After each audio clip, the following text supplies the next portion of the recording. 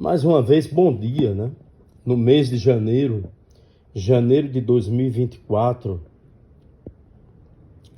desejo aqui a vocês que tirem um tempinho durante 2024 para fazer as leituras de alguns livros que são importantes. Eu começo com O Nome da Rosa, de Umberto Eco. Esse livro é fundamental, pessoal. Inclusive, vocês podem também ver o filme O Nome da Rosa, assistirem lá no YouTube O Nome da Rosa. O Nome da Rosa é importante porque ele trata de uma discussão sobre a Idade Média, na passagem da patrística para a escolástica. A passagem do pensamento patrístico, que é o retorno a Platão, para a escolástica, que é o retorno à filosofia de Aristóteles. Ele é também uma passagem de duas escolas da arte, a românica para a gótica. E aqui nós temos o fenômeno que é uma biblioteca. A biblioteca, ela é a fonte da sabedoria. Ela é o saber confinado. Lembre aqui que a biblioteca não é para o público. As pessoas não têm acesso à biblioteca. Só aqueles que são depositários do conhecimento. Então, a biblioteca, no Nome da Rosa, os seus livros, alguns livros, era proibido a leitura. Então, tinha um veneno nas suas páginas. E o leitor, ele tinha que utilizar uma luva para não ingerir o veneno e não morrer. Não deixem de ler O Nome da Rosa, porque vai tratar da Idade Média, a Idade Média de uma igreja, a igreja que faz a ideologia dominante, a igreja que serve de aparelho ideológico do Estado feudal. Estamos aqui no feudalismo. Lembre que nós estamos hoje num novo feudalismo, com uma nova servidão. E uma servidão que vem na força de lei. Você nem percebe que é o novo servo do novo feudalismo. Outro livro importante é O Ponto de Mutação, do Capra. Para vocês discutirem o que é ciência, o que é paradigma, o conceito de paradigma, o conceito de ciência a partir desta visão. Então, os paradigmas, eles são criados, os paradigmas, eles têm êxito, eles começam a resolver problemas, depois eles começam a não resolver problemas, porque eles entram em crise, entram em exaustão. Então, deverá ser criado novos paradigmas. E ele aqui faz o comentário, ele tece tudo sobre o paradigma cartesiano. Como é que o sistema cartesiano superou o paradigma aristotélico? Como é que a metafísica e a ciência aristotélica foi substituída por um novo paradigma, o paradigma de newtoniano e cartesiano, que é um paradigma matemático. É um paradigma que diz que o homem é uma máquina. Não deixem de ver o filme, que é a discussão entre um ex-candidato a presidente da República, uma cientista e um poeta, para discutir a questão da ciência. Outro livro muito importante é As Confissões de Jean-Jacques Rousseau. Rousseau aqui, como o primeiro a fazer uma psicanálise sem querer, ele terminou mostrando ele sendo um precursor da psicanálise freudiana.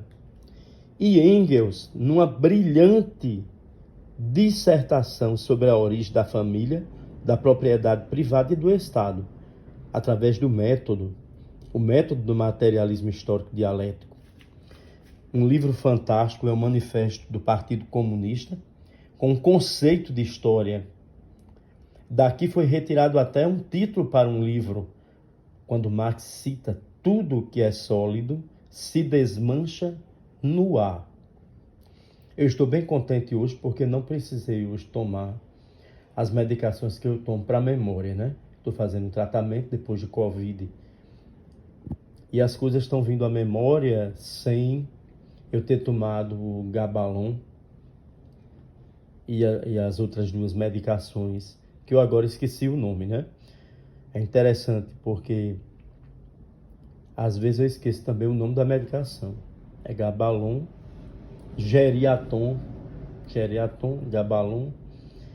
Para pressão eu tomara 2, na verdade era 2, 2 componentes. Manifesto do Partido Comunista de Engels. Ele não é um livro científico, ele não é um livro filosófico, ele é um panfleto político para o proletário. Só que ele é tão sofisticado sua escrita, vejam que o proletário sabia ler, viu?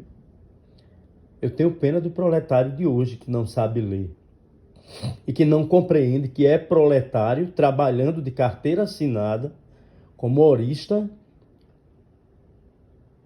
e que não compreendeu ainda que não é o proprietário dos meios de produção. Aqui é um livro que ensina. O proletário de hoje está precisando, tá certo? O trabalhador das empresas do Estado, os trabalhadores das empresas privadas estão precisando dessa leitura. Eu aconselho essa leitura. O Poder, o Estado e o Socialismo, de Nikos Poulantzas. Poulantzas, ele descreve aqui o que é o Estado capitalista, mas descreve também o que seria o Estado socialista. Tá certo? É uma obra para você não só ler ela, mas ler também os outros autores. Não podemos ficar apenas na leitura do Nikos Poulantzas. E um livro que todo mundo deveria ler junto com o Ponto de Mutação. Edgar Morin, O Método Quarto, As Ideias. O método em Morin. É necessário aqui a leitura para entender o que é complexidade. O que é o pensamento complexo. O que é o pensamento complexo e a crítica do pensamento complexo ao método cartesiano. Na complexidade eu tenho que ter, não é, várias disciplinas. Essas disciplinas estão em contato uma com a outra, elas se misturam. Eu tenho que ter aqui na complexidade, eu tenho que ter uma coisa chamada transgressão. A transgressão, ela existe. Eu tenho aqui aquilo que promove um medo muito grande, não é? O novo é uma ciência que dá conta também do que é novo, daquilo que a ciência antiga não pôde dar conta. Então, o método em Morin é transdisciplinar, é bem plural. Ele diz que a primeira ciência complexa é a psicanálise freudiana. Então, para entender a decadência da ciência, que não dá conta mais de tudo, da ciência antiga cartesiana, para entender por que o método criado lá no direito, criado por Kelsen, não dá conta mais de tudo no direito, eu tenho que ler Morin. Eu tenho que ler o Ponto de Mutação para entender esse movimento. Eu aconselho esse ano a leitura desses livros. É importante. Faz sentido as leituras Obrigado por quem aceitou fazer, né, escutar aquilo que eu digo nesse vídeo.